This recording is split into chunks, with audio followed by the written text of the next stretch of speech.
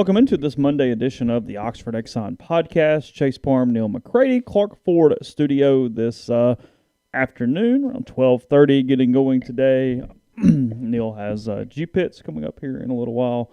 I would assume a decent amount of baseball talk today. Maybe you called our live stream yesterday, our kind of post-game show where we discussed what happened during the that was post-game show was Saturday. Sorry, Saturday's post-game show to discuss Gunnar Hoagland and more. They're all running together. A lot of streams over the weekend. There was Chasing the Ring over the weekend as well. So a lot of stuff from the MPW Digital Network family of podcasts. But nonetheless, appreciate you joining us today on a podcast brought to you every day by the Oxford Exxon Highway 6 West in Oxford. You can get the Speed Pass Plus app, download it, use it, earn points, save money. There with all Blue Sky locations in Mississippi. Also locally, the lunch special that's $5.69, two sides bread, 32-ounce drink. Go check out the hot case, pork, barbecue, chicken side items. Also get some dessert if you would like and more. So that is the Oxford Exxon. Again, coming to you from the Clark Ford studio. We are Clark Ford's in Amory, Mississippi. 662-257-1900 is the number. Call it. Ask for Corey Clark. Tell Corey what Ford product you're looking for. He'll send you a quote. Within 15 minutes in business hours, it's right to the bottom line. There's no hassle. There's no haggle. You get your quote. And the rest is completely up to you. You can shop that quote around, or you can do what I've done, what I recommend that you do, and that's hop into a Clark Ford today. You will love the service. It's phenomenal. You'll love the product. You'll love everything about your experience with Corey and the people at Clark Ford. We've done it a bunch, so I feel like I'm sort of an expert. So, again, that number is 662-257-1900. Guest will join us this week on the Rafters Music and Food Hotline. Rafters Music and Food on the Square in Oxford. Be a perfect place this weekend if you're coming up, just to enjoy what appears to be pretty good weather from what I've seen. And Ole Miss, Vanderbilt baseball, just hanging out in town, whatever the case may be. Stop by Rafters, enjoy their menu, their drink specials, beer selection, full bar, the whole deal there at Rafters Music and Food on the Square in Oxford and also in New Albany. So, yeah, the Vanderbilt series coming up this weekend, and we don't know exactly what's what. Waiting on Gunnar Hoagland's MRI results. The MRI was supposed to be sometime today. However, I have a hard time believing, no matter the results, that he pitches this weekend, barring a kind of a unicorn of a diagnosis, that he's better. I feel a little cheated because we were expecting Rocker, Hoagland, Leiter, Nikhazy.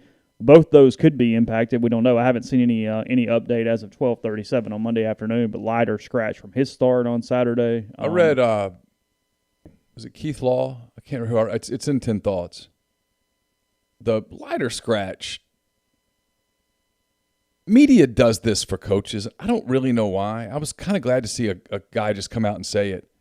If you scratch a guy because of workload, you scratch him earlier in the week. When you scratch a guy on Saturday. Because it was that morning, wasn't it? It was like the scouts. There were tons of scouts in Nashville that were there for the weekend.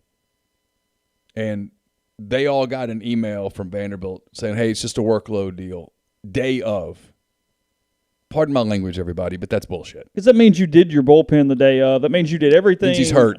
Yeah, you did preparation. Means he's hurt. Yeah. And hurt could be too strong, but something felt different. Something. Yeah. Dude who feels good doesn't go, hey, shut me down. I got a workload issue. Yeah, not a pitcher. I mean, this isn't the NBA where we're not doing back-to-backs. Where you've got the third seed wrapped up. You're probably not going to get the second seed. You're not going to fall to the fourth seed. And you got a back-to-back, and you're like, hey, you know what? Let's let Kawhi have the night off. Mm-hmm. This is a totally different deal. Workloads become this catchphrase word. Leiter felt something. And maybe it wasn't his arm. It could be an ankle, could be a knee, could be a hamstring, could be a lat, could be anything. Oblique. But he felt something, and that's why he didn't pitch. And I've seen no updates at this point regarding his status this weekend against the Rebels. Weather will be fantastic, though. Friday, That's 73 and sunny. Ooh. Saturday, 77 and sunny. Sunday, 82 and sunny. Lows of 50, 57, and 60, respectively. So all good from that standpoint. That's light the grill and pour a cold one weather, which for me is like any weather. But doesn't take a ton, does it? But that's like ideal weather for what I just described. So, yeah. Where do you want to start? What do you want to do? What do you want to talk about? I'll let you navigate a little bit. Typically, I navigate. I'll allow you to navigate. All right. So, I've been thinking about this today a good bit because I don't typically follow college baseball as closely as I follow it this year. So I'm not an expert on the sport.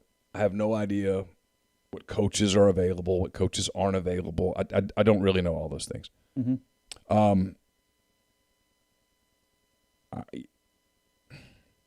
I remain more bothered as just a person by Friday with what happened with Gunnar Hoagland than what happened on Sunday. But the more I think, because they're two completely different things. Two completely different animals. But I do think that the two things can be perhaps tied together. And I'll preface this by saying I could be completely wrong. But the decision to pitch Hoagland on Friday after Hoagland complained or made some note of some form of discomfort, stiffness, whatever the word is, in pregame, smacks me as a certain degree of desperate. And then on Sunday, the way that the bottom of the seventh and the top of the eighth was managed strikes me as remarkably tight, as somewhat defensive, as I'm hearing the criticism. And some of that gets into that same word, which is desperate. So the advantage I have, unlike you, over the course of the day is that my phone has not rung all day with people wanting to talk about college baseball. My phone has not rung one time with anybody wanting to talk about college baseball, which is, thank God. So it's given me some time to really think about it. And it feels like we're in this spot every year, right about this time, having the same conversation, which is, okay, they're 14-10. They've got 2 series left, both of which are going to be difficult for different reasons. Vanderbilt's immensely talented. If you read the story in The Athletic today, I mean, half the damn roster is a pro prospect. Sure. Young players, it goes well beyond Rocker and Leiter. They're a very talented roster. He's assembled he's running the premier program in college baseball. So that series could go, you could manage it and play it well and lose it. Sure. Easily. And then Georgia's potentially, depending on what happens this weekend, going to be fighting for its postseason life in that last weekend, and they're at home, and who knows, right? So it's you're at 14. You probably need to get to 17 to feel really good about hosting. That's 3-3. I don't think a national seed is realistic in the cards as of this moment. And you're probably not getting left out of the tournament. Even if you went 0-6, you're making the tournament. Probably. So it's kind of like it's back in this same spot every year, this same discussion. And frankly, and this isn't directed at the message board or you or me or anyone, but the discussion sometimes gets a little tired because it's the same thing. It's the same thing. It's like, my attitude is, okay, we're doing this conversation and they're not going to fire him. We're not really, it's going to happen. The whole argument about are they going to extend him or not, to me, is so inconsequential. And I realize it's more than that, but it's kind of like, so what? I mean, what does it really matter? If you extend him, if you don't extend him, whatever. I mean, if the program bellies up, you're going to – but the truth is this program never goes belly up. In 20 years, they've never gone belly up. Which is why it's Groundhog Day. Because look, in fans' defense, it is the same story every single year. Well, in our defense, they're good in the regular season. Mike's a hell of a regular season baseball coach. He does a good job. He runs a good program, and then they don't go to Omaha, and it rinses and repeats and rinses and repeats. And I mean, this morning, I wasn't even necessarily trying to play devil's advocate. I was, like you said, a little tired of being on the phone. I had a buddy go, the thing is, they're doing this, and they've won this many games, and they're 14-10, and I said, and he's 1 for 21. And I'm not harping on the 1 for 21, but at the end of the day, it is what it is. I think he's Mark Richt. He's a very good coach. He's a very good guy. I don't think you're ever going to out-decent Mark Richt. I don't think you're going to out-decent Mike Bianco. And I don't mean decent as in average. I mean decent as in a good guy. Runs a good program. And listen, there's something to be said at a program that does not have some, and I'm not even doing the scholarship thing, because too many people are ridiculously tone deaf to what the hell you're trying to say when you do it, and I feel like I'm talking down to them at that point, and that's not my job. Sure. To change the scholarship thing, you have to institutionally change it. That's not something that Mike Bianco or Keith Carter could walk in and do. So it kind of is what it is. But what he's been able to do consistently, and I do mean with incredible consistency, is win in the regular season and put the team in the NCAA tournament. Which, if you look at the time before he was here, which was 2 decades ago, so I don't know how it becomes less relevant by the day. But they were really never that before. They made 2 regionals from 1972 to 1999. Yeah. So now they make the tournament every year. They've made it to Omaha once. They were really, really close. What was the year? Was that 14? They went in 14. They finished third. They finished third, and had they beaten Virginia on that first night, they might have won the whole damn thing. You know, winning. If I will say this, if the judgment of anything is winning a national championship or bust, it's a total joke. One program in the country has gotten annoyed by that, and they still kept the guy for 45 years, and that's Mike Martin at Florida State. Yeah, it's idiotic because you get into the tournament and upsets happen. Yeah, and. The best team doesn't always win in a tournament setting. Just look at March Madness. It's the reason it's so popular. But you can't get away from the fact that they've gone to Omaha once. And see, here's the deal, though. That's not even really – you look, it is a discussion, and we don't have hours and hours. I guess we do, but we're not. We don't have hours and hours to break down all of it. I wrote this morning. If I'm making the case for why it's time for a change, over the course of his tenure, the thing that would be frustrating for me from a Mike standpoint – is super regional bursts. Because you get into super regional bursts, it's just a 2 out of 3 series. Okay, fine. And Ole Miss wins more 2 out of 3 series than it loses historically. So that should be somewhere to benefit them. They've only been in 2 super regionals since 2009, after going to super regionals in 5, 6, 7, and 9. Right. To me, that is the fall off. And it happens because they don't win road regionals. Mike's never won a road regional. He's only been in the where he can win one game in advance out of a road regional one time. That was in 2012. They beat A&M, they beat TCU, and then they lost to TCU twice because, frankly, they didn't have any bullpen depth, and they tried to use 3 pitchers for how many ever games. They had Bobby Wall, Mike Myers, and R.J. Hively, and that was it. I vaguely remember. Yeah, sure. So those are the issues because a lot of times an SEC school just kind of goes on the road and wins one occasionally. Then you get hot and you get back. You know what I mean? Like State does it a lot. You just sort of do whatever. Sure. It's those things that if you're criticizing, it's nothing about frankly, even the super regionals I'll give you a certain pass to. And to me, it's nothing about the regular season. It's regionals that Mike has a problem. Yeah. However you want. I mean, he lost the home regionals in 16 and 18. So I look at it and just go, all right, so here's where you are. A&M's going to make a change at the end of the season. LSU's going to make a change at the end of the season. It certainly appears that way. Let's just hypothetically, for kicks and giggles, and for the record, I don't think Mike Bianco is getting fired. It's not my argument to say that he should or shouldn't. I don't know. Beats me. I don't know the landscape of that sport well enough. I don't cover it as a beat writer. I'm not as connected as I am in football as I am in basketball. I'll openly admit that I don't know. And I think that's more than fair. I don't think that's me copping out. I don't know. But let's say you did it. Of those 3 jobs, your job's the third best one. Of those 3 jobs, A&M, LSU, Ole Miss. It's the third best job. Yeah, you're close to A&M, but sure. But yeah, they got Houston and I don't. Yeah, but it's close. It's for me, it's kind of a no-brainer though because you can just get more players there. Yeah, but I do think there's a little there where it's not as big of a cut and dry. But if both places offer me 1 point whatever, I'm probably going there. Yeah, sure. And LSU's superior to both. It's the best job. Yeah, it's a national top 5 job. So I look at it and go, okay, well, but sometimes when things get stale, it's time for a change.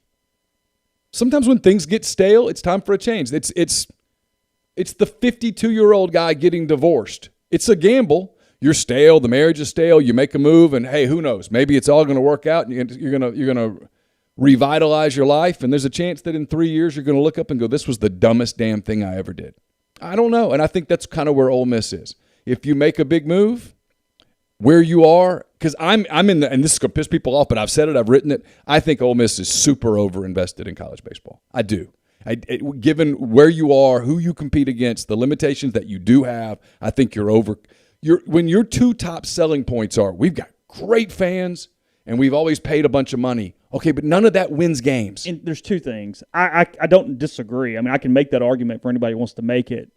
As long as you fill your stadium up, you're not overinvested because you're still doing better financially than everybody else. Right, but none of that recruits players. None of that gets me the players. Well, but that's a different argument. I know, but why can't you get the players? That's the thing. So he gets players, he wins in the regular season. Because overinvesting would be shrinking stadiums or cutting salaries. Right. Well, neither one of those do anything either. So, no, I mean, it's a different argument. Again, it doesn't matter. I'm just kind of looking at it and going, sure. If you make this move, let's say you fire him.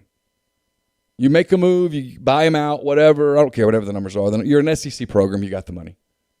And if you don't have the money, you can find the money. It's whatever. It's one of those things where if you do this, there's a chance in 3 years you look up and go, man, that was the right move. And there's a chance at a place like this that you look up in 3 years and go, that was stupid. Because if you do get rid of him right now, make no mistake, the message that you send is very clear to the next guy. You might not be Omaha or bust, but you're close. Well, yes, you're close. I've got 10 different things here. So let me phrase this to you. Let's start here, and I actually want to write a couple of these things down so I don't forget it. You mentioned stale, and it's a good conversation. Think about it while I'm going to break. Is the program actually stale? And I don't know. And I have a point there. So we'll come back to that in a second. First, about Community Mortgage, Oxford, Memphis, Soto County, and Chattanooga. All underwriting and processing is done in Memphis. So you're getting local underwriting that knows your market. Also, you get the top leader in condo financing in Oxford, the float down option, and more. You can find Jason at 662-234-2704 or JLOWE at communitymtg.com. Join Lane Kiffin and the Ole Miss Rebels in the vault this season. Season ticket packages start at just $199 and can be purchased by visiting OleMissTix.com. That's OleMissTix.com. And as referenced, Ole Miss baseball back at Swayze this weekend, May 14th through 16th, as they host the Vanderbilt Commodores. Tickets remain, can be purchased by visiting OleMissTix.com. We mentioned Chasing the Ring. We had Chasing the Ring that we taped yesterday. It's up on YouTube. It's also up on SoundCloud and iTunes and all of that. It's brought to you by Lammon's Fine Jewelry in Oxford. Lammon's, located at 1126 North Lamar Boulevard in Oxford. It's been serving the Oxford area for 73 years. From engagement rings to wedding rings to fine jewelry, watches, pearls, fashion jewelry, children's jewelry, and collectibles, Lammon's is the gold standard in fine jewelry. Visit them at lammonsfinejewelry.com or call them at 662-234-2777. Also brought to you by Comer Heating and Air. It's the name you can trust with more than 50 years of professional HVAC experience in Oxford, Tupelo, and the surrounding area. It's probably a really good time to make sure that your air conditioner is running in tip-top shape.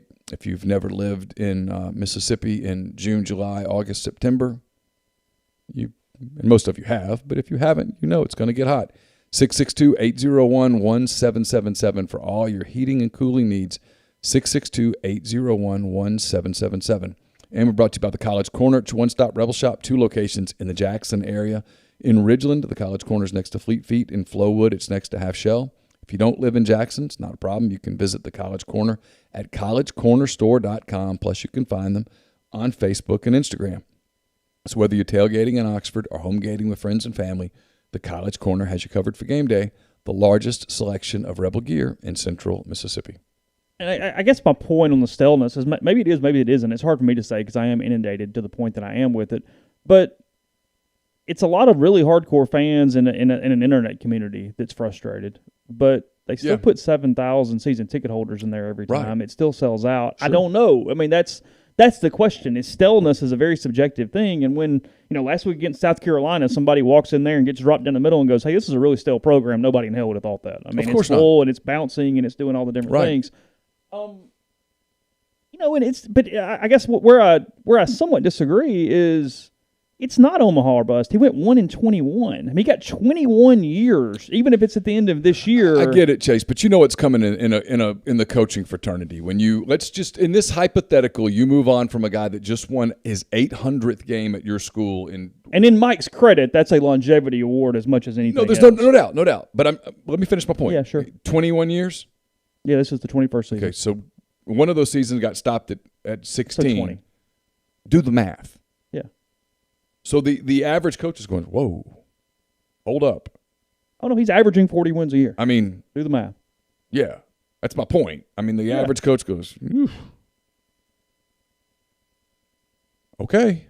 Now, look, am I saying nobody would take the job? Of course not. You'd be able to go out and get a really good coach. But I feel like we're doing a stats thing a little bit. While that's 100% true, it's still 1 for 21, and it's still 2 for 12 on getting to a super regional.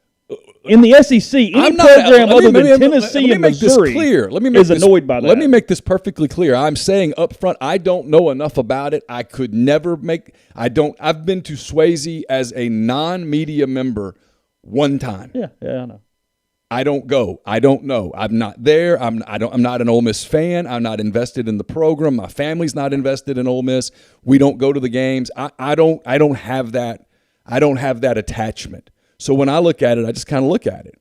And I go, okay, well, here's when you rank the jobs in your division, when you rank the jobs in your league, it's a good job. It's a really good job in a great league. It's hard. So you better, if you move my opinion on this. It's the same thing when you can't blame Matt Luke for what happens at Ole Miss football anymore. You can't blame Andy Kennedy for what happens with Ole Miss basketball anymore. And the moment that you move on from Mike Bianco, it's the new guy's deal. And if you just inherit the same things, you do have to figure out, hey, how do we get to this next place? And I don't know that answer. Maybe it's as simple as a fresh face. And I'm playing a little devil's advocate, but while it's the complete and utter credit to Mike Bianco, frankly, the position of the job inside the division is irrelevant. He doesn't have a problem there. He has a problem beating Utah and Tulane and Tennessee Tech and those teams, though, in a certain way. And over this last weekend, for whatever reason, after coming off a sweep of South Carolina, he managed tight. He managed desperate.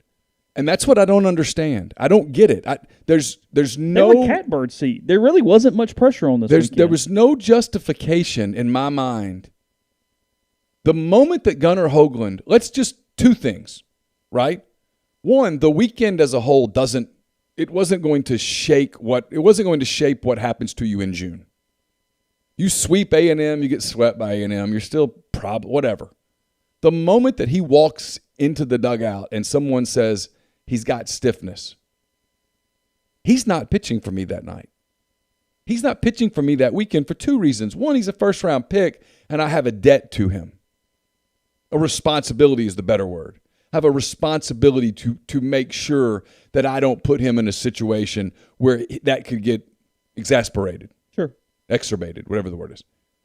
And then two, if he's not hurt, if it's not bad, if it's just some stiffness, he's going to pitch in much more important games for me next month than he's pitching this Friday. And he's coming off a bicep injury.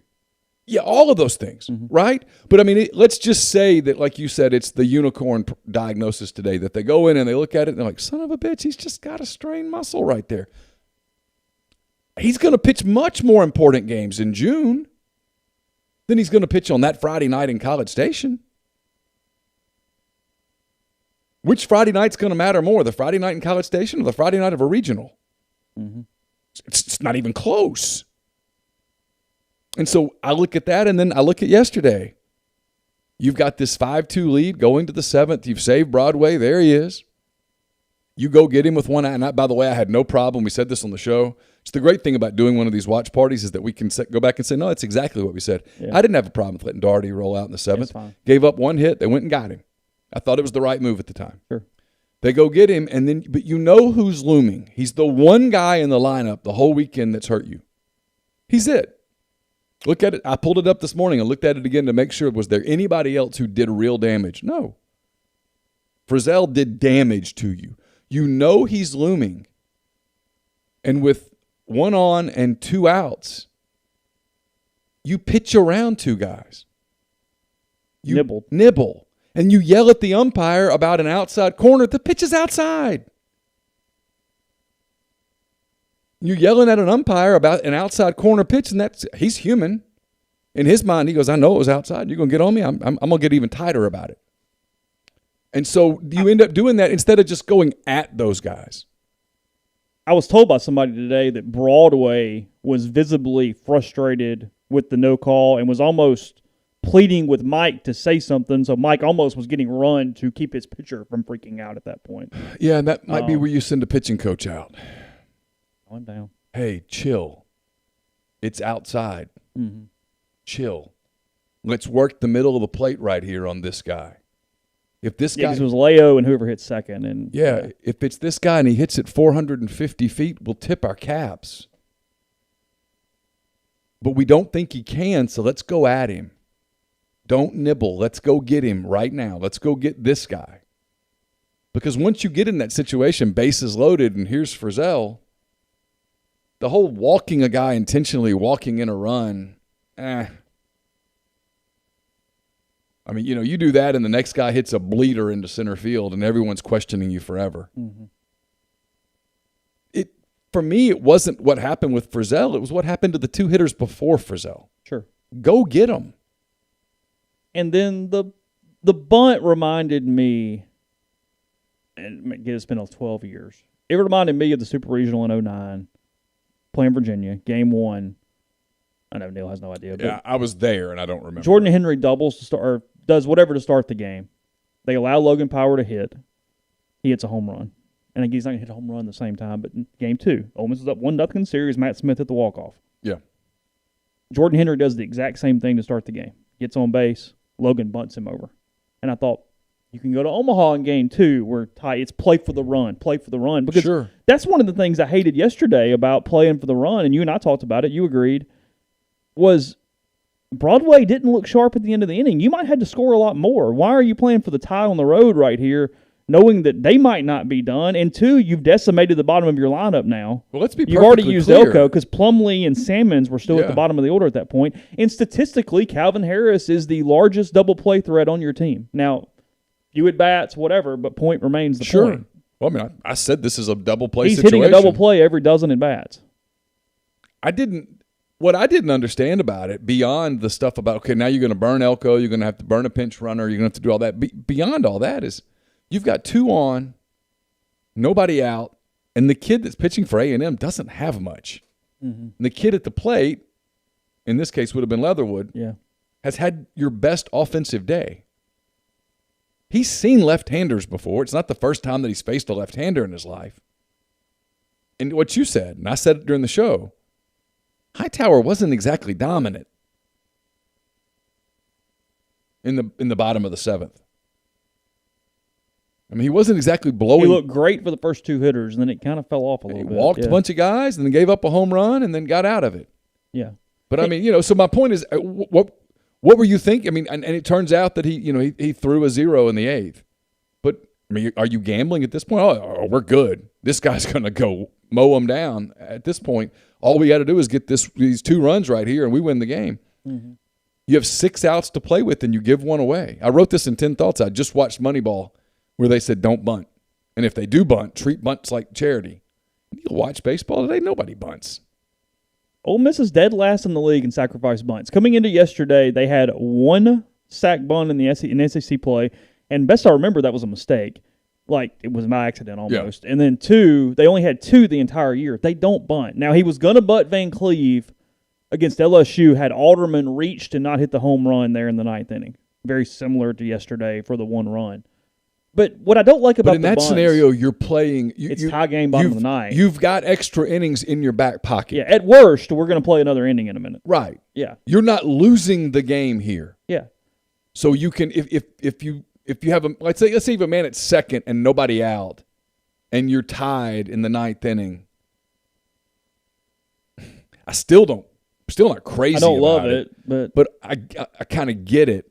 I'd rather take 3 shots than give a shot away, and now they're going to load the bases because they're going to play for the double play ground ball. You knew the moment that he bunted, whether it was Elko or whoever, they were going to walk. They were going to walk him to load the bases to create a play at the plate. Is there any? Look. You know you're burning Elko there because they're damn sure going to walk Elko. Of course. Do you think they pitched to Baker,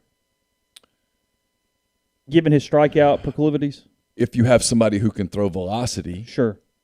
The kid that was pitching at that moment was not throwing velocity. Because if you think they're walking him, then you just DH Elko or pinch hit Elko for Harris in a minute. Yeah. But you don't want to hit Elko in that scenario because he can't run. Yeah, they know that you eliminate him from the ball game at that point. And I mean, there's no doubt in my mind what I would have done in that scenario. I would have Leatherwood hit. Is there a chance that Leatherwood strikes out? Sure. Is there a chance that he doesn't, hits a double play ground ball? I guess. Is there also a chance that he's a hot hitter who hits a single? Yeah, sure. Yeah, real decent chance. I've got Bench at second. I've got McCants at first. He runs well. Mm-hmm. Bench runs okay. The healthier that he gets, the better he runs. I've got this kid on the mound who is trying to protect the lead and didn't look all that effective against the first two hitters. I'm kind of inclined to let's see what happens. Who's after Leatherwood in the lineup? It was Baker. I'm kind of inclined to see what Leatherwood can do, and then I might pinch hit Elko. Elko for Baker. Yeah. Or that's the kind of guy, frankly, that Baker hits. They're probably going to have to go to the pen at that point. That might be where I hit Harris for Baker. Well, Harris is already in the lineup. He's a DH. He's next up. Oh, okay. Leatherwood, Baker, Harris in the lineup at this point. But, yeah, I know what you mean. You understand my point. Yeah. I mean, I'm kind of giving an out away and giving away the big stick in my lineup. Oh, you're 100%. That's what I'm doing. I'm sacrificing 16.7% of my outs right now. Yeah, I'm giving up Tim Oko to load the bases. Yeah. That's what I'm doing. Yeah. And losing him for duration. Which you probably are anyway, but if he's DHing, he pops the ball up. He's not. He can come up again. I mean, sure. It's whatever. Oh, there's a lot here. I mean, because they're going to walk him and you're going to have to run for him because he can't run. Yeah.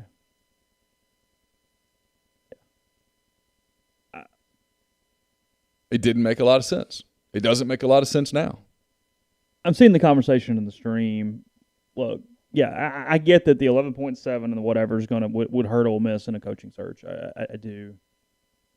But you're paying $1.2 million. If that's what you decide to do, somebody's taking the job. Of course. Coaches are arrogant by nature. They think they can get over humps. They can do things. And there's people out there who could. Well, sure. But like you said, that's really not Mike's problem. Mike's problem is not getting over that hump. Now, it depends on what. It's very complicated. That's where it really gets into a. I mean, there are things Ole Miss does. What's like the recruiting rankings, and I'm seeing that go through the stream too. Look, Ole Miss should do more in the postseason than they do, 100%, and relative to your regular season success, because logic says there's no reason why, if you're a certain team in the regular season, you shouldn't be that same average Pythagorean team in the postseason as well. Sure. A fall off from regular season to postseason is a player, culture, coach somewhat problem. Yes. That there's no other whatever for that. So that is an issue. But at the same time, because Ole Miss puts a number one class together in 16, that doesn't mean that their 3-year average is like 2, because they have small classes those other 2 years because of the 11.7, which does limit your overall roster, which makes your average recruiting ranking like 15 or 20. Well, let's do 15 or 20. That means you should be getting to a lot of super regionals, which is my point. It's not even about Omaha to me. It's about super regionals. It's about winning regionals. It's about setting yourself back up after those weekends. And if you not advocating, not doing whatever, if you make a change at any point, or whenever you make a change, or whatever you want to call it, that is the reason. That's what you tell people is won 2 freaking regionals in a dozen years, and we're better than that. That's the thing. Like, there is a certain, and I get it, but it can't be both. Ole Miss has prided itself, and Mike Bianco has done this. It's Mike's credit, it's Mike's whatever, that, hey, we're a national program, we recruit nationally, which they do. They win SEC West titles, they're 1 seeds and host, and they're one of the top 16, whatever what do you want to call it. It can't be that, and then on the other hand, have this thought process to you that, oh, God, nobody will take us, and we're going to suck if we ever make a coaching change. Oh, no. I mean, it can't be both. No. The gamble you take is it's really kind of an interesting decision. Just you have to sort of decide again, I go back to my divorce analogy. You have to acknowledge this part, right? It's a chance that you're not as attractive as you think you are. It's a chance that she's propping you up more than you think she is. Mm-hmm. There's a chance that you look up in 5 years and you go, that was genius. I've never been happier. There's a chance you look up in 5 years and go, that was the dumbest thing I ever did. I kind of think that's where Ole Miss is, because here's this guy that consistently gets you to the playoffs. That's what the tournament is. He consistently gets you to the playoffs, and he consistently doesn't win in the playoffs. That's the track record. I told somebody this morning, you look into scholarships and whatever, and I don't know the actual team, but I was just making an example. So if you go, oh, no, that doesn't make sense for these reasons, sure. But in some ways, they're kind of like the Minnesota Twins, and they win the division a lot, but they never go to the World Series. And what do you do? Yeah. You go, It's a little bit different, but yeah. Ginger, I agree. Ole Miss is not as attractive to coaches as fans think they are, but you just need one. I don't need the whole coaching community to agree with me. Just to finish my point, there's a chance that the guy that you bring in can continue to recruit and win in the regular season to the extent that Mike does, and yet builds a little bit deeper roster, and they get it done in the postseason. And there's a chance that you bring in the guy that doesn't manage the 11.7 anywhere near as well as he does, and all of a sudden you're Alabama. You're Auburn. I just think both of those things come with the gamble. I don't think there's a guarantee either way. We're also not in a vacuum. We'll talk about that in 1 second. But I'll tell you about Northeast Spark, NESPARC.com, the Ignite package, 100 Mbps, or the Blaze, the 1 gig that powers the Clark Ford studio. Your hometown team bringing you world-class broadband. That's NESPARC.com, 662-238-3159. Phone service is available, as well as parental controls, network security, and more. So find out if they're in your area. They've been installing it all over town and the county, so use it if it is there. Again, 662-238-3159. Also brought to you by Pinnacle Trust. Pinnacle Trust, based in Madison, Mississippi. It represents clients in more than 20 states, has advisors in multiple states as well. They provide detailed, specialized investment management, financial planning, retirement planning for individuals and businesses, and much more. They treat investing like a commodity, and decisions are made using objective information and research, not emotions. So regardless of your level of wealth, they'll sit down with you, and they'll put together a plan that's built just for you at Pinnacle Trust. It's PINN Trust.com, PinTrust.com. We're also brought to you by John Edwards of Regency Travel Incorporated in Memphis. I'm sorry, I had a text I was responding to. John's part of Virtuoso. It's a worldwide network of travel partners that allows him to supply his clients with added values, unique benefits, simply not available to other travelers. If you're thinking about putting something together for this summer, or if you are thinking about making a holiday trip, you want to take advantage of some of the deals that are out there right now, you can do that. Just get in touch with John, give him some parameters, give him a budget, and let him give you some options. And know this, you don't have to live in or near Memphis to take advantage of his services. 901-494-3387 or jedwards@regencytravel.net. We're also brought to you by Grenada Nissan. If you're in the market for a Nissan vehicle, Grenada Nissan's the place to go. They've got a complete selection of new and previously owned Nissan vehicles. Great lease deals as well. It's GrenadaNissanUSA.com. And we're brought to you by Blue Delta Jeans. Blue Delta Jeans makes the best fitting, most comfortable jeans in the world because they are uniquely made for you and only you. Raw denim jeans, custom fit, hand-tailored in Tupelo, Mississippi. One size fits one at BlueDeltaJeans.com. Blue Delta's been with us for more than 2 years now. We've always directed you to DM them to set up a time to get measured. But now, whether you're coming to Oxford or not, you can visit BlueDeltaJeans.com to get measured by their new virtual tailor and design your very own jeans. Just for our podcast listeners, enter discount code Rebel Grove. It's all lowercase, Rebel Grove, at checkout. Get 10% off your order. They're the most comfortable jeans I've worn. You'll feel the same way when you get yours from Blue Delta Jeans. Yeah, somebody mentioned South Carolina. No, I mean, they're the example of one coach really making a program. I mean, look at Ray Tanner. He went to Omaha 3-4 times in his first 6, 7, 8 years, and then he goes on that run there late. He wins the national championship in 10, 11, and then plays for it in 12. So 3 years in a row. He retires. Chad Holbrook was fine. I don't think he ever even got him back to Omaha in his 3 or 4 years. He got to a super regional a couple times, and I think that was it. And then they're a good program under Mark Kingston, but they have not been able to find the Ray Tanner level of success or anything near it. So I mean, there are exampple of that happening. Sure. You know, and he went to a super regional in his first year, but then has struggled since then. My point though is also landscape changing a little bit. I think there are going to be 2 openings in the SEC West this year. I think Well, I don't think Rob Childers is out at Texas A&M. There's no doubt about that. And then I think Paul Maneri is likely out at LSU. I think he retires at the end of the year. That's what it sounds like. I do think it's a little bit mutual. Matt mentioned the neck issues. Heard a little more about, not necessarily like alive health, but just his ability to get around is not as good as it has been in the past. And it's a demanding job. So, Paul's been doing it a while. What do those programs look like? Because, you look at the West right now, Mississippi State and Arkansas are the consistent teams that are the biggest pains in the tail. LSU obviously is a hell of a program, but they have the ability to kind of be average at times over the last whatever years. And Ole Miss has played A&M well, and A&M has not been a pain to Ole Miss. A&M has been down for the majority of the time they've been in the SEC West relative to other SEC West schools. So I guess the point is, if those two teams elevate, it does make it a hell of a lot harder all of a sudden when you're talking about and who they're going to hire. I mean, I have no idea who LSU goes after. I think they make some big names say no before they move down the list. And now, again, a lot of times those big names do say no in college baseball, but I think that's the case. The Mulkey hire is probably a little bit of indicative of where they're headed. As long as someone says yes. As long as they say yes. Yeah. But Texas tried to do that and got told no like 11 times. I mean, it became a disaster before they ended up with David Pierce out of Tulane.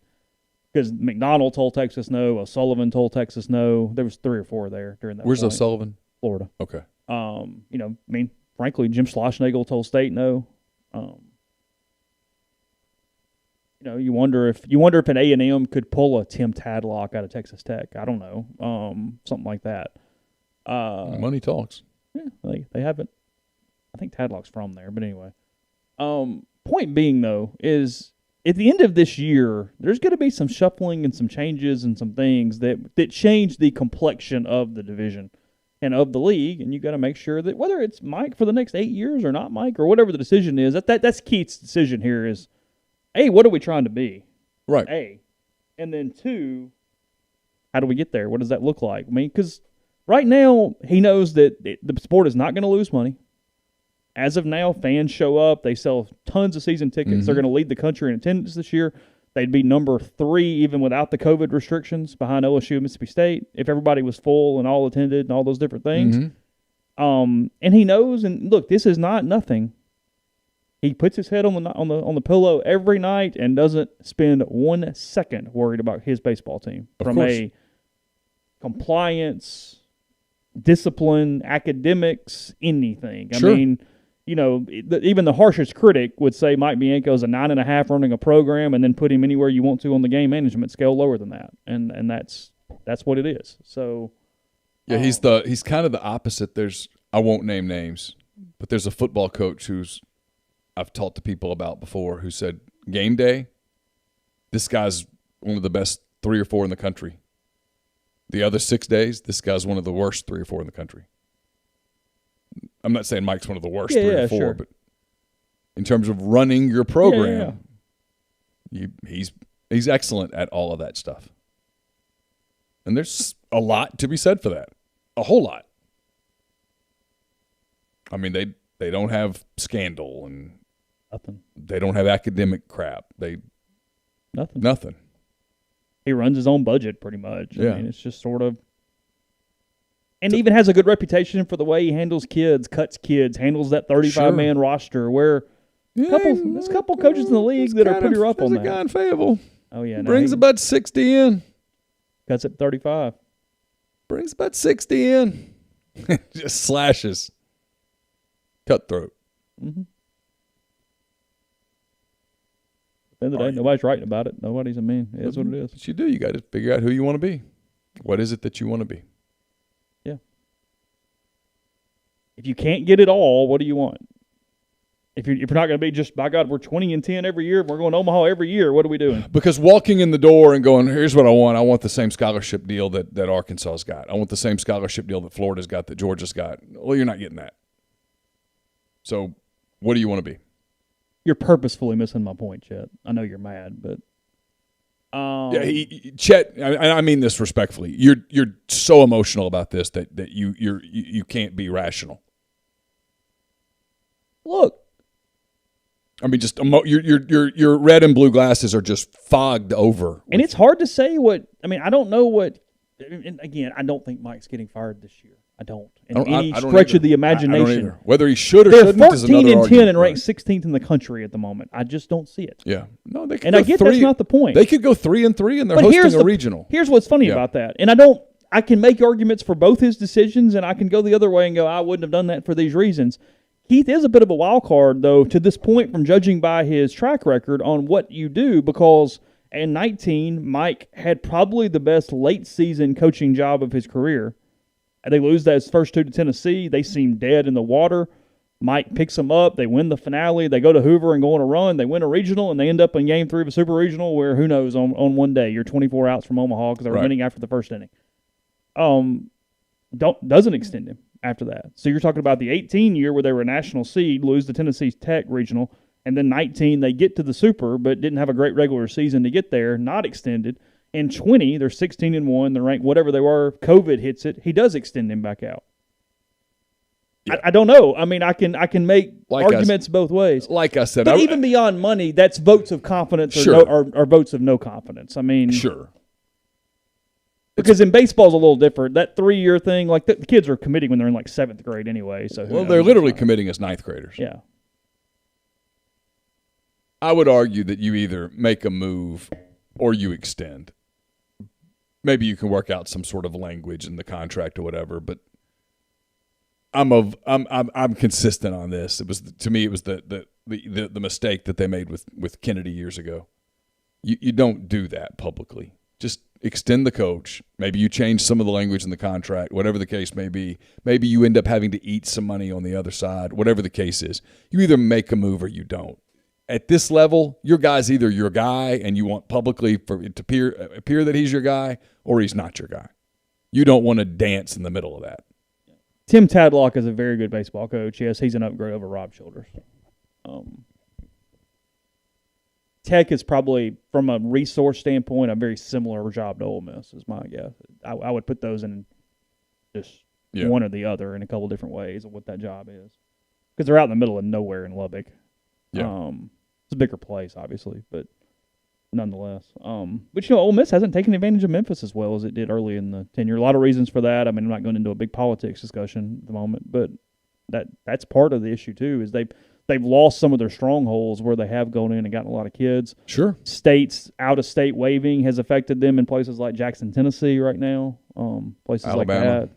Yeah, they've never hit Alabama hard anyway, though. That's an area where Ole Miss has not, for whatever reason, done a ton. But I'm saying for state,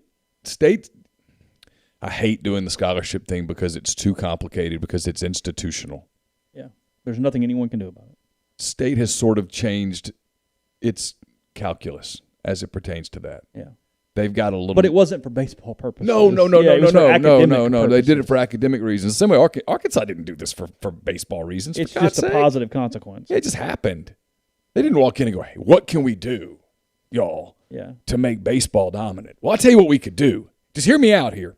Let's lose tens of millions of dollars. Why don't we do this plan where every state that touches us, which is a lot of baseball players, right? We give kids up to 90% off out-of-state tuition. Think how many pitchers we'd add. Yeah. That's why when people do this, I'm like, oh, it's mind-numbingly stupid. But they benefit from it. Mm-hmm. And so when you don't have anything like that, and institutionally, it really doesn't behoove Ole Miss to do it. No, it doesn't at all. So if you don't have that, but it does factor into the calculus of what the job is. Mm-hmm. That's all anybody's saying. And when you don't think that matters in a decision, we've always taken the random kid from wherever, make him from Dallas, and he visits 4 schools, and they all offer him, what, Chase, a 40% ride because baseball's limited to 11.7? Yeah. And then the other school goes, okay, we'll knock 80% off your out-of-state tuition. That's significant. And often that's decisive. And that does absolutely impact the depth of your roster. Taylor, I know he's the coach at Charlotte. I know he's done a good job. But when you're picking a coach like a Robert Woodard, Does he have SEC experience? Does he know my geographic footprint at all? Has he handled scholarship restrictions? I mean, there's so many. What kind of staff is he putting together to go out and recruit? If I'm getting a mid-major coach, I better have a damn good reason. Like, it better be. To me, that's too big of a gamble. Yeah, at this level, with the way it is, I'm getting somebody with SEC ties, with a staff that has SEC ties, with ties to travel organizations, that kind of thing. I got to be able to compete right away in recruiting, or else I'm in. Yeah, if you're going the assistant route, it's got to be like a Jake Gautreaux or somebody like that. If you're going the head coach route, it's the Tony Vitello or something where you go, hey, let's ride. And Vitello's an interesting guy. Like, he's winning at Tennessee this year, but he wasn't winning before. And I realize he's built it. Yeah, he built it. This is his deal. Yeah, he's only been there. He hasn't been there long at all. Yeah, this is his deal. I mean, he's built it, and he's going to have his choice of jobs here soon. Yeah, I mean, maybe really. Maybe now. Yeah. Yeah. That's look, and those guys, like, they exist. You could make an argument for why a guy like Gautreaux would make a ton of sense here. Yeah, sure. You can make that argument. Yeah. But you better have somebody who can assemble a ready to go staff. I mean, no barely moving. It's got to be, okay, here we go, because you got to bring guys in. You got to. They've been able to. I think. You tell me if I'm wrong. Sure. They've fallen off inside the state at different times, but for the most part, they've kind of maximized what they've been able to do from a recruiting standpoint to a degree. Not completely, but they have a couple things. They've been always able to have a core group of really talented players. Oh, well, yeah, sure. And they always put a pitching staff together. They never suck on the mound. Now, they have a lot of top-end talent. They don't have the depth that a lot of teams have from a bullpen standpoint. Right. But I think the two areas, again, not staying on this, I think the two areas, the scholarship thing, and here's the deal, though. You can do this however you want to do it. The way Ole Miss seems to do it is they have a lack of true outfielders, and they take some, not projects, but guys who probably profile better down the road major leagues than college, if you will, something along those lines, from an arm standpoint. And those are the two things they do. I mean, outfielders are really freaking expensive. Out-of-state outfielders are hellaciously expensive from a scholarship standpoint. Yeah. So that's where they kind of lack. I mean, you go back and look through it. J.B. Woodman was one. Austin Bousfield was one. But it doesn't happen that often. They don't. I look through the classes moving forward. There are hardly any outfielders in it. I mean, Mike that has become his thing is, hey, we're just going to – it's almost kind of like a baseball version of John Vault back in the day. We're just going to grab a ton of shortstops, and we can move them all over the field. McCants has done okay. He made a big play yesterday. Jordan Henry was a shortstop out of high school. Yeah. I mean, it happens. It's what they've done, yeah. They've done it for a long time. But that's one of the ways they get around it, I guess, is the point. Sure. And then it puts pressure on that 1 year where you do have all that money available. Because, see, I don't necessarily love that either. And I get it just happened. And once it happens, it's hard to get out of that cycle. Because you got to figure out how you break it. I'd rather have 35% every year. Right. I get that's 105, but you know my point. Right. Than, 1 year, by God, though, that year you better finish like first in the country. Like, you better get everybody you think you can get, and then we'll just piece it and go and do what you can do. And it's a complicated deal. Creates roster holes. Yeah. And and you get that year where, this guy's coming back, and this guy's coming back, and this guy's leaving, or this guy gets hurt, and something going, I don't know what we're doing. This year. Some of that, yeah. Yeah. Where, you don't know what it looks like. But no,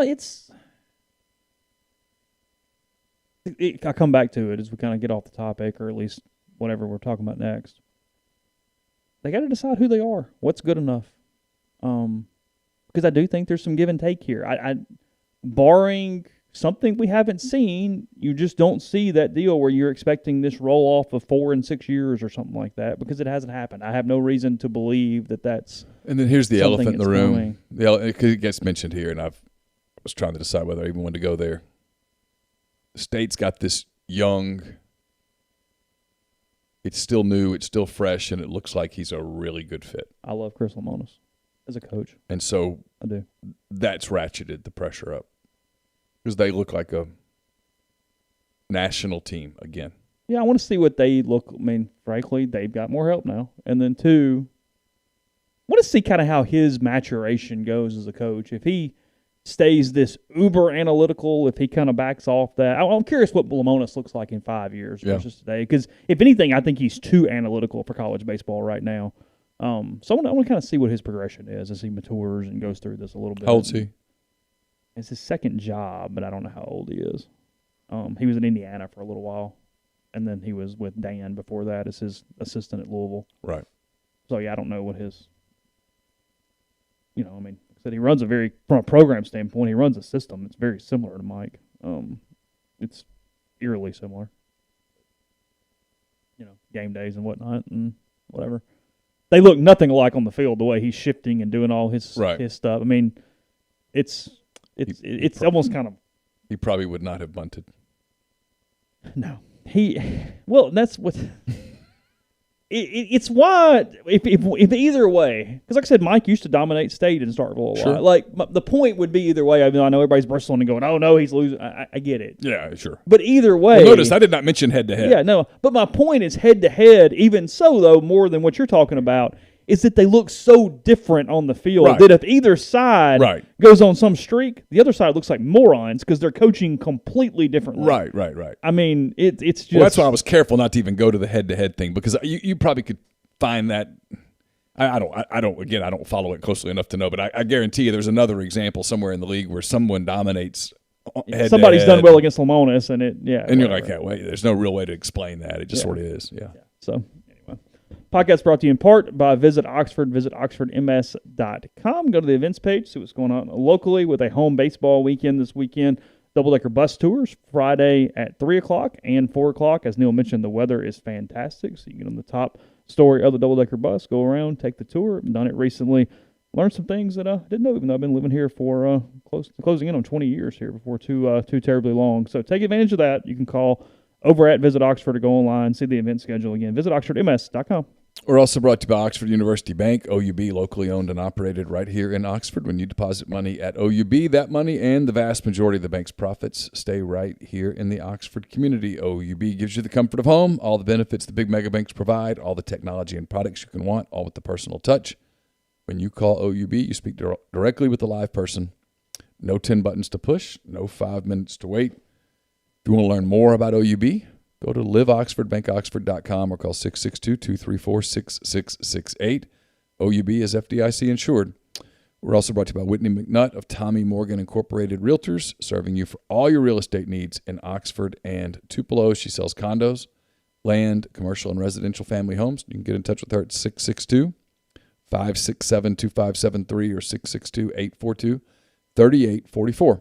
And we're brought to you by Bain, Moss & Bowen, located in historic downtown Corinth. Their firm practices a wider range of law from DUI defense to car wrecks to representing government entities. Bain, Moss & Bowen is the only firm in Mississippi made up of a sitting state legislator, a former assistant district attorney, and a former circuit court judge. Their experience is unmatched in that regard, and you can tap into it by visiting them at 618 East Waldron Street in Corinth or by calling them at 662-287-1620. And we're brought to you by Alpha Specialties, located at 1670 Highway 80 in Pearl, Mississippi. They are the premier trailer-specific dealership in Mississippi. They've got Load Trail. It's the premium brand trailer, the highest quality utility equipment, dump, and gooseneck trailer being built today. Fully primed and powder-coated Load Trail trailers come with an industry-leading 3-year warranty and 2 years of roadside assistance. They also have Hallmark cargo trailers, spare tires and wheels, starting at just $100, a full selection of trailer parts and accessories, and they've got a full-service shop where podcast listeners can get 10% off a yearly trailer service and inspection just by giving them a call at 601-932-9798 or alphaofms.com. And we're brought to you by The Rogue. The Rogue, kind enough to sponsor our game day watch parties. They're also your destination for fine men's clothing. They're stylish, hand-select pieces from the top designers, from work to lifestyle to nightlife. There's the perfect something for everyone. The Rogue has all the best items from Peter Millar, Martin Dingman, Jack Victor, Halsey, True Grit, Duckhead, and more. Get in touch with them at 4450 I-55 North in Jackson or at therogue.com. And brought to you by Joey Erickson at Heron Gear Chevrolet. Let Joey help you find the vehicle you're looking for at a price you can afford. Choose from a full selection of new Chevy vehicles. Get a great deal on numerous brands of pre-owned vehicles. And just give Joey a call, 662-571-2367. Tell him what you're looking for. Or stop by 1685 High Street in Jackson. Test drive that new or used vehicle you've been wanting and let him earn your business. And be sure to tell him that you heard about this ad on the Oxford Exxon Podcast or the Soft Verbal Podcast. And with any purchased vehicle, you'll get a $50 gas card. I guess people might be interested, anybody who read my profile on Julia Johnson, the Ole Miss women's golfer. The first round of the Baton Rouge Regional was rained out today. Storms coming through there. We got pretty good ones last night here in our area as well. So they were trying to do a shotgun start at 10 a.m. in the morning in Baton Rouge for day one of that regional. I think it's 3 rounds, and after 3 rounds, 6 teams will advance to the national championships. I believe those championships are in Arizona, if I have that right, somewhere out west. But anyway. So Ole Miss women's golf, the 2 seed in that regional, will get started tomorrow at some point, assuming the rain is out of here. Yeah, I heard hail at one point last night. Yeah? It was worse on this side of town than my side of town. But it rolled through pretty strong there for a few minutes. Looked out the window a couple times, and it was not like last week when, I mean, that was the damnedest thing I've ever seen for about 45 minutes. But it was pretty rough. I left Neal's last Thursday whenever we had the 3.5, 4 inches or whatever it was in like 45 minutes when the off ramp and on ramp at 7 and 6 were flooding and people could not get down them at that point. So that was quite the summer shower we had going on here locally. So anyway, what else you got? What's going on? Someone says, what seed is softball for the tournament tomorrow? I don't know. I know they play Mississippi State, but that's all I got. Yeah, I know they got swept by Alabama, which was going to be a tough assignment. But I don't know. I mean, we'll pull it up. Bracket revealed for SEC tournament. I've got it here. Ole Miss is the 8 seed playing 9 seed Mississippi State at 11 a.m. on Wednesday morning. Tomorrow, the only game is 12 seed Auburn against 13 seed South Carolina. If the Rebels win, they play top seed Florida on Thursday, also at 11 a.m. Gotcha. So that is the bracket there awaiting. They're likely headed to the NCAA tournament. Yeah, correct? they're definitely in the tournament. Yeah. They should be a 2 seed in the NCAA tournament no matter what they do in wherever that tournament is. I honestly don't even know. So, yeah, I think they're a 2 seed in Jamie Traxler's. Yeah, I don't know where that tournament is either. I was in the gym today and they had the ad going on SEC Network, but I wasn't paying attention. You weren't? I just wasn't. Didn't really. I just saw that it was on. But I wasn't. Why didn't you pay more attention? Because I was trying to get exercise. They still do it on campuses. It is in Tuscaloosa, Alabama. Oh. They rotate it around the SEC schools. Scenic Tuscaloosa. That'll be a lot of fun. Oh, I'm sure. Garden spot for all the all the teams that are so excited for that trip to the capstone. Yeah. They can tour the Paul Bryant Museum in the Sheraton or whatever it is there on campus. Yeah. I've stayed in the hotel a few Have times you? right there. Yeah. I've never stayed in the Have hotel. you not? No. Way back when the DM was flush with cash, I actually traveled women's basketball and covered Ole Miss, Alabama women's basketball staying at that hotel. Wow. The night of. Look at you. Uh-huh. Yeah. Trying to remember when I covered Alabama, I stayed at that. I always stayed at a Hilton property, so I was out at that Hilton Garden Inn, kind of off the interstate. I think. I don't know that. Okay. I've stayed. There's a Hilton property, maybe in like a parking lot that has like an IHOP or something in it. It's somewhere in and out because I've stayed there for baseball series. I don't even know which one it is I don't now. know. But like football, I'll drive back. Like I've never Yeah. stayed overnight for a football game, but it would have to be a baseball deal too. I've even driven back really late after a couple basketball games over there, like 8 o'clock tips going over there. We were the and come geniuses in 2015 that came back that night on a bus. Remember that? back. Thank God they won. Yeah, no doubt. As that game is getting down to the end, I thought, okay, this bus is going to be completely different depending on what happens over like these next 6 minutes. I was contemplating right just catching a cab. I know. I was in my head. I'm going because everybody's hammered. Except us. Well, yeah, we're trying to. I did love that. A week before, Neal goes, we'll write on the way home. Don't worry about it. We'll get all the writing done. Be quiet. Everybody's tired. Yeah, no. it was not. No. It was not quiet. It was. We did ride. Somebody on the way yelled home. at you on the bus. I don't remember what happened. I don't either. Well, you pissed people off wanting to watch the baseball game. Well, on it the was way at the over very there. beginning. I just was watching the end of a Cubs-Cardinals game. They were groans. Yeah. Neal asked for a TV in the bus to be turned to the to the Cubs game. One TV. Cubs won that year too. They won that game. Oh well, that's good. Yeah. Yeah, Tuscaloosa is beautiful. You can go to Baumhauer's, get some wings. That's still going? Boom. Baumhauer's? I don't know. They had one in Mobile and they had one in Spanish Fort. Oh, that's not a. No, it's a chain. I'm kidding. Very chain. Stunningly chain. It like neon flashes change when you walk in. Yeah. Like it does. Yeah. This is not a unique location. What are the good places to eat in Tuscaloosa?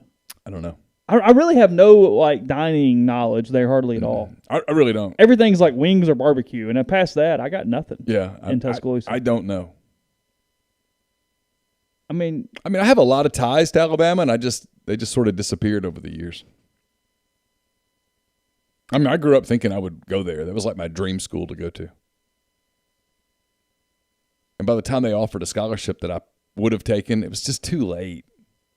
Literally, it was the day of my high school graduation. that's really late. Yeah. Why were they offering it that late? I don't know. Something must have fallen through with somebody else.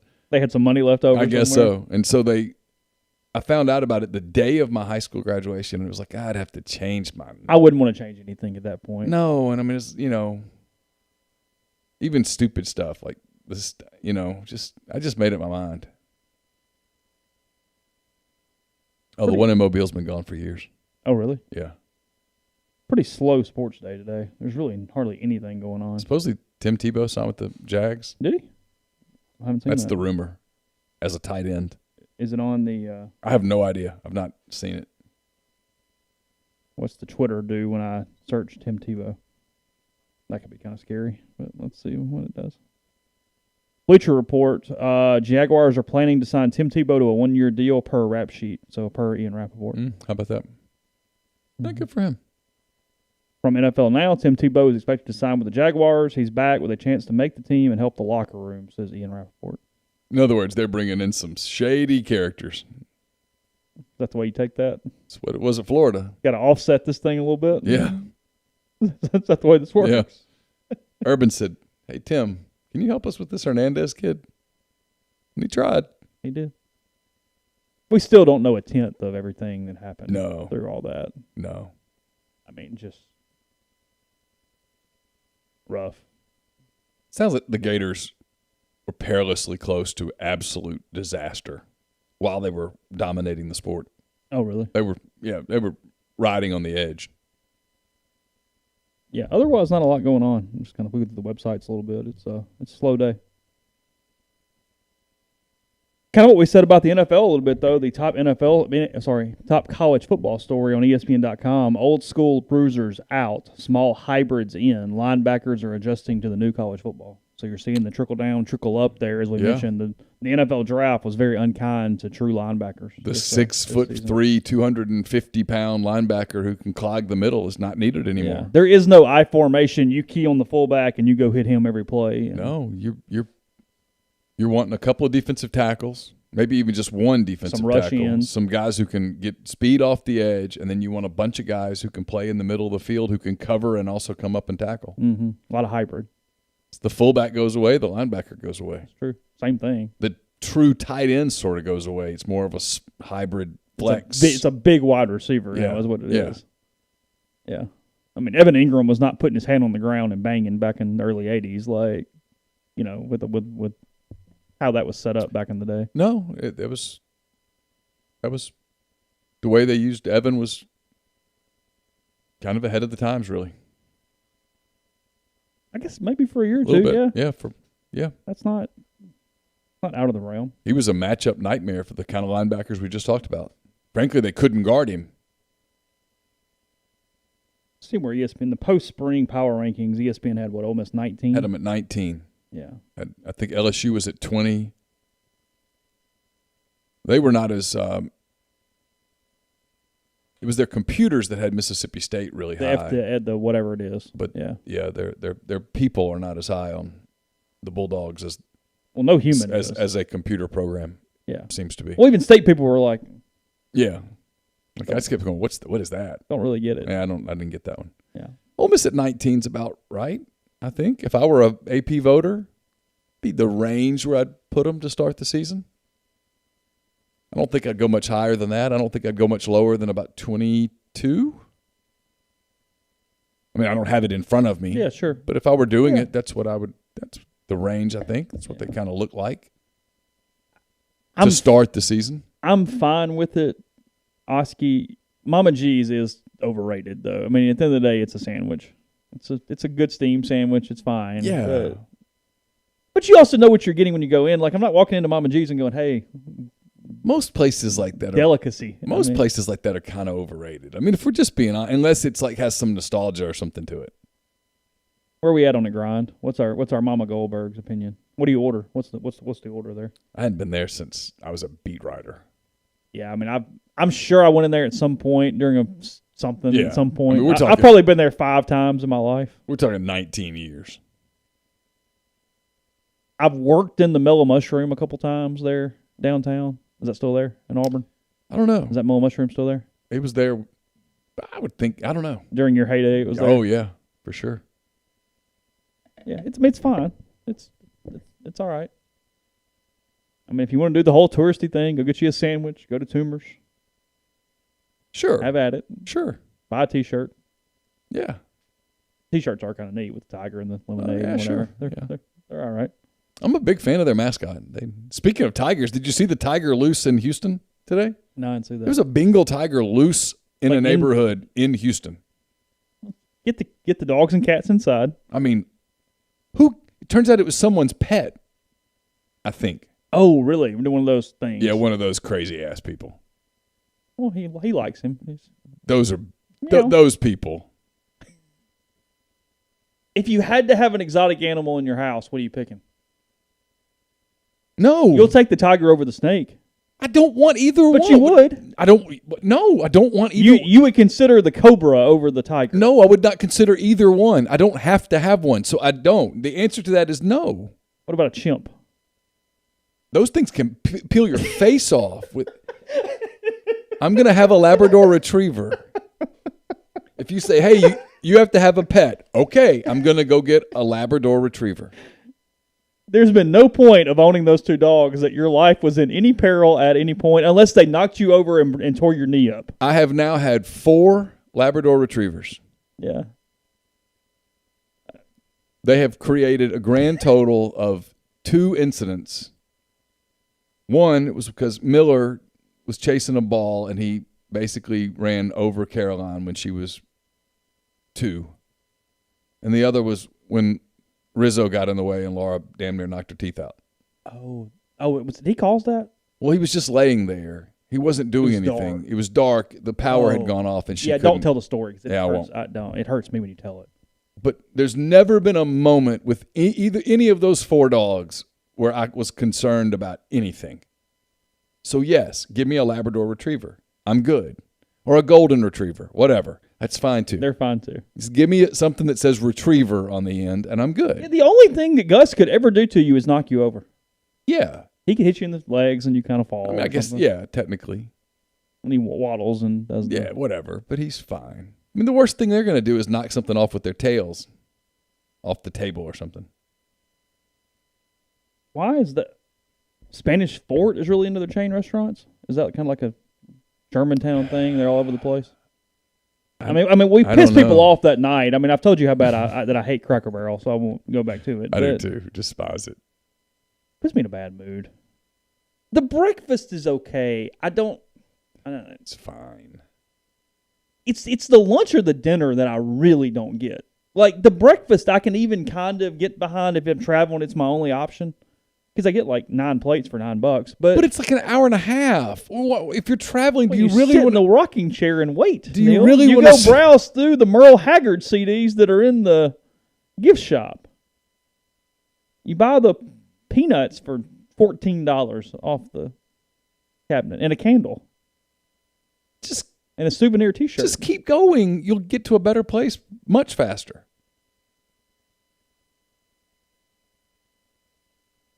And stopping there So why do they catch on like they do? I don't know. Because I think there's just a whole lot of people who are the exact opposite of you and me.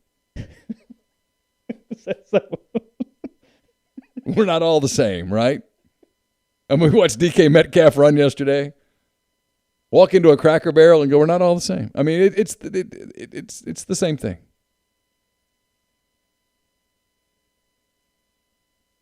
It's literally, I think that's my answer. Okay.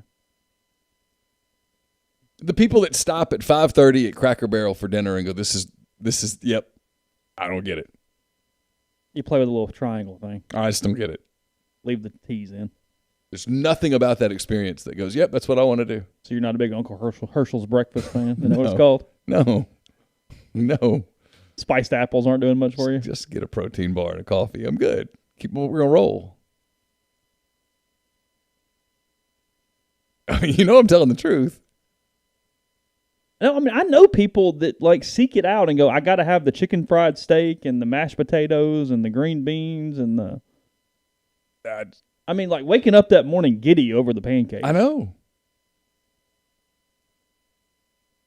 It's nothing for me at all. I do think Cracker Barrel is better than IHOP.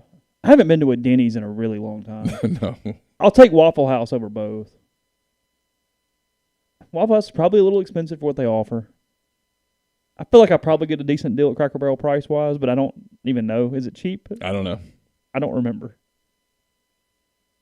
I mean, Neal secretly drives over to Batesville like twice a week. Yeah, that's me. Right there on the interstate. And just... Of all the things that I would do. Ryan makes a good point, though. Just don't overthink it. Don't make it more than it is. Is it breakfast Chili's? Or is it not because of the wait and the crowds and the whatever? Exactly. Is it because too many people try to make it look like more than Chili's? Look, I stopped with Carson once because he really was starving for breakfast, and we stopped, and there was nobody in a Cracker Barrel, and we sat down, and by the time he ate and we paid, it was an hour. Yeah. That's not Chili's. You can get hammered at Chili's in an hour. So that's the point. It's too many people make it too big of a deal. I know nobody's saying, hey, it's a Michelin restaurant, but I mean... Hey, come on. There was that couple a couple years ago that tried to eat at every Cracker Barrel in the country. They traveled the country oh, dear God. to eat at Cracker Barrels. Like I saw a story where they had like one left. What a waste of energy. How much did they weigh? They were old. I don't remember. Okay. You didn't see this? No. It sounds like something would be like on Daily Mail potentially, depending on. It was in Tennessee, and this is good. Here they are. Hold on. We're gonna close after this. I'm just whatever. It is what it is today. It's like a parody of itself. Yes. Ray and Wilma Yoder. Yeah. Traveled across the country in a unique quest to visit every Cracker Barrel Old Country store in the country.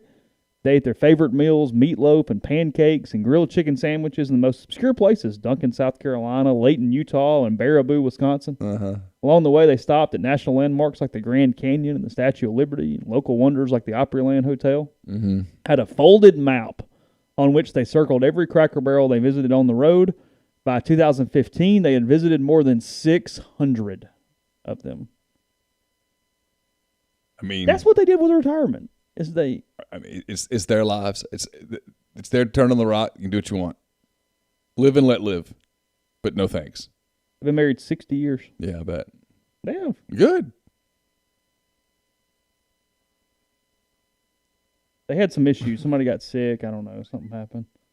She's here by a miracle, said daughter Doris Copenhaver. Yeah, anyway. Cracker Barrel serves beer now? Well, now you're in. No, I'm not in. But really? I'm trying to see how many they have left, or at this point, when the Tennessean decided to run a story on the level. Because there was a point where they were everywhere, man. The Cracker Barrels? Yeah. I would assume some have closed. I would think. We have one in Batesville and one in Tupelo, right? Those are the closest ones?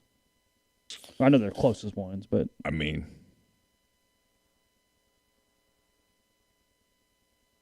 They estimate they've driven nearly 5 million miles over the course of all their road trips. Wow. Well, they've seen the country. There's no way that's correct, though. That literally is impossible now that I say that. Never mind. So, Tennessee and you suck. But, I mean, do some math on that. Beer and wine at Cracker Barrel. Okay, today, as they arrive, and this is not today, but whenever the story was written, as they arrive in Portland, Oregon to visit the very last Cracker Barrel on their list, they will have called on all 645 in 44 states. Wow. That's commitment. They will sit in their familiar rockers, play the iconic peg game, enjoy a cozy fire, and order a cider float. It's not on the menu, but the kitchen will normally make it anyway, Ray says. It's especially good with fall apples. There you go. Violin. Yeah. So. All right, we started with Mike Bianco. We end with the Yoders in Portland, Oregon, visiting their Cracker Barrel. So appreciate everybody stopping in. Even you, Chet. Love you every single day. And we will talk to you. Wow, that felt mean. I'm playing with him. He's always here. We have to be able to barb a little bit. It's all right. So appreciate that. Coverage of anything that happens at rebelgrove.com. Hopefully the results of Gunnar Hoagland's MRI. Keystone and Moscato. Yeah. Keystone and Moscato. It's the one wine you do judge somebody, right? Yes, absolutely. Sorry. You're at the table and they get a Moscato and go, hold on. Yeah. I got questions. So many. So you hate alcohol. Yeah. So can I offer you some maple syrup? Can I get maple syrup and a shot of Tito's? Yeah, I'm going to combine this real quick. We're going to go from there. All right, wine and more on tomorrow's show. 1 o'clock start time for that. So, again, any coverage at rebelgrove.com. Enjoyed it. Have a good day. Talk to you tomorrow.